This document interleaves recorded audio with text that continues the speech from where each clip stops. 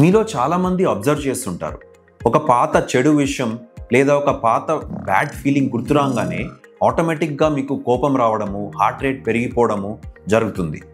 దీని వెనుక ఒక క్లియర్ న్యూరలాజికల్ రీజన్ ఉంది. హాయ్, నా పేరు డాక్టర్ రవీష్. నేను న్యూరోసర్జన్ ఎరీట్ హాస్పిటల్స్లో ప్రాక్టీస్ చేస్తాను. ఇలాంటి కోపము లేదా హార్ట్ రేట్ పెరిగిపోవడము ర్యాండమ్గా జరగదు. దీని వెనుక లింబిక్ సిస్టమ్ అనే ఒక న్యూరలాజికల్ ఫినామినన్ ఉంటుంది. లింబిక్ సిస్టంలో 2 మెయిన్ కాంపోనెంట్స్ ఉంటాయి. ఫస్ట్ అమెగ్డైలా, రెండోది హిప్పోకాంపస్.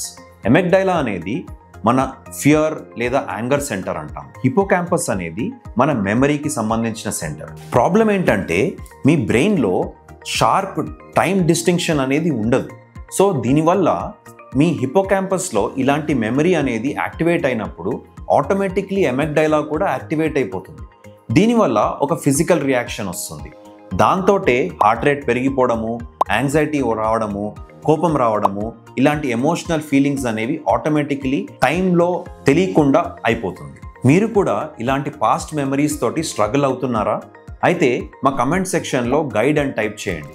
నేను ఒక లాంగ్ వీడియో ఈ లింబిక్ లూప్ గురించి తయారు చేసి, అలాగే దీని నుంచి బయటపడే టిప్స్ గురించి పూర్తిగా డిస్కస్ చేస్తూ ఒక లాంగ్ వీడియో తయారు చేసి మీకు తప్పకుండా పంపిస్తాను.